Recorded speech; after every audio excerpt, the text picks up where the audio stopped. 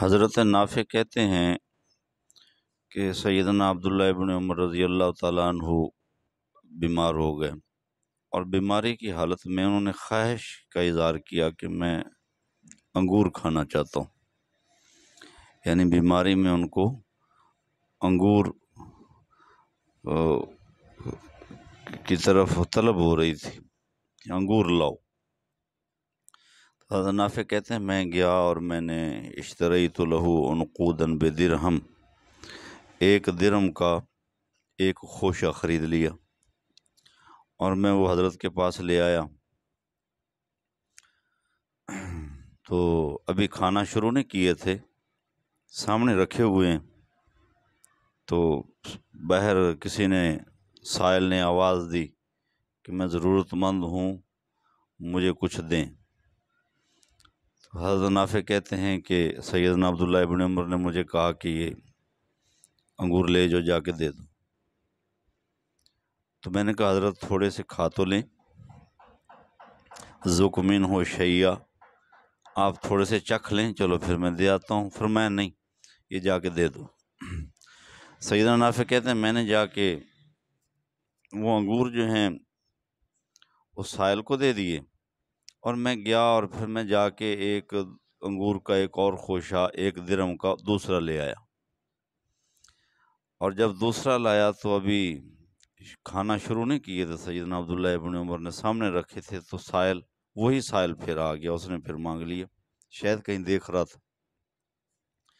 تو عبداللہ ابن عمر رضی اللہ عنہ نے مجھے کہا کہ جاؤ یہ دے دو۔ تو میں چونکہ شاگرد تھا، مجبور تھا، مجھے جیسے کہہ رہے تھے میں کر رہا تھا، میں نے وہ پھر جا کے دے دیے۔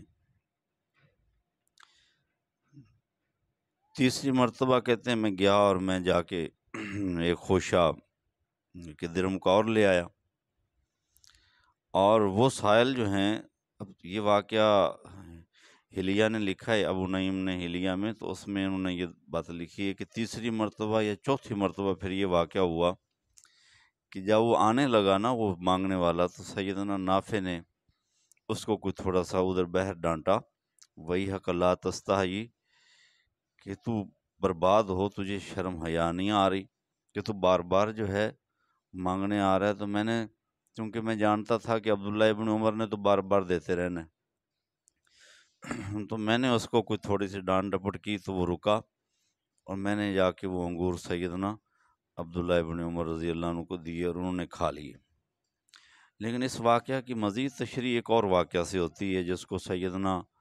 ابو بکر بن حفص رحمہ اللہ نے روایت کی ہے۔ وہ کہتے ہیں کہ ایک دفعہ حضرت عبداللہ ابن عمر بیمار ہوئے اور ان کی چاہت ہوئی مچھلی کھانے کی، فرمایا کہ مجھے نا مچھلی لاؤ اور وہ بھون کے دو۔ تو مچھلی لائی گئی، بیوی نے مچھلی بھونی، اور مچھلی بھون کے جب کھانے لگے، ابھی کھایا نہیں تھا، سامنے رکھی تھی، کہ کسی سائل نے دروازہ کھٹکھٹا دیا، آواز دے دی کہ میں محتاج ہوں، مجھے دو۔ تو حضرت ابو بکر بن حفص کہتے ہیں کہ ہوا یہ کہ فرمایا کہ یہ جاؤ دے دو اس کو۔ تو بیوی نے کہا آپ ایسا کرو، یہ مچھلی کھا لو، میں ایسا کرتی ہوں وہ جو سائل ہے نا، تو میں اس سائل کو کچھ ایک درہم دے دیتی ہوں، میں اس کو درہم دے دیتی ہوں، تو فائدہ یہ ہو جائے گا، اس کا بھی کام چل جائے گا، سائل کو ہم نے خالی واپس نہیں موڑا، وہ بھی لے جائے گا اور آپ کی بھی خواہش پوری ہو جائے گی۔ تو کہتے ہیں کہ سیدنا عبداللہ ابن عمر نے پسند نہیں کیا، فرمایا کہ میں جو کہہ رہا ہوں یہ دے دو، اور میری کوئی شہوت نہیں ہے، یہ میری کوئی خواہش نہیں ہے، آپ یہی مچھلی جا کے دو۔ اور یہاں ایک جملہ ارشاد فرمایا عبداللہ ابن عمر نے، اصل میں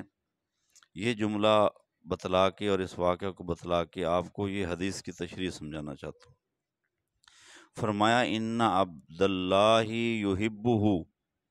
یہ مچھلی جو ہے یہ اس فقیر کو جا کے دے دو، میں نہیں کھاؤں گا، کیونکہ مجھے یہ مچھلی پسند ہے، مجھے یہ مچھلی پسند ہے۔ اور مقصد ان کا یہ تھا کہ رسول اللہ صلی اللہ علیہ وسلم نے یہ فرمایا ہے کہ تم دوسروں کے لیے وہ چیز پسند کرو جو تمہیں خود پسند ہو۔ تو فرمایا مجھے جب مچھلی پسند ہے تو میں فقیر کو درہم کیوں دوں، میں یہ مچھلی دوں گا کیونکہ میری پسندیدہ ہے، تو مچھلی اس کو فقیر کو دے دی گئی اور وہ لے کے چلا گیا۔ اب آپ کو یہ حدیث سمجھنا آسان ہو جائے گا، جو رسول اللہ صلی اللہ علیہ وسلم نے فرمایا لا یؤمن احدکم، کوئی بندہ اس وقت تک مومن نہیں ہو سکتا حتیٰ یحب لأخیہ ما یحب لنفسی، جب تک اپنے بھائی کے لیے وہی پسند نہ کرے جو اپنے لیے پسند کرتا ہے۔ ایک روایت میں آتا ہے حتیٰ یحب للناس، کہ لوگوں کے لیے، ایک روایت میں حتیٰ یحب للمؤمنین، کہ مومنین کے لیے جب تک وہ چیز پسند نہ کرے جو اپنے لیے کرتا ہے اس وقت تک اس کا ایمان مکمل نہیں ہوتا۔ ایک روایت میں لجارہ کا لفظ بھی ہے، لا یؤمن احدکم حتیٰ یکون لجارہ،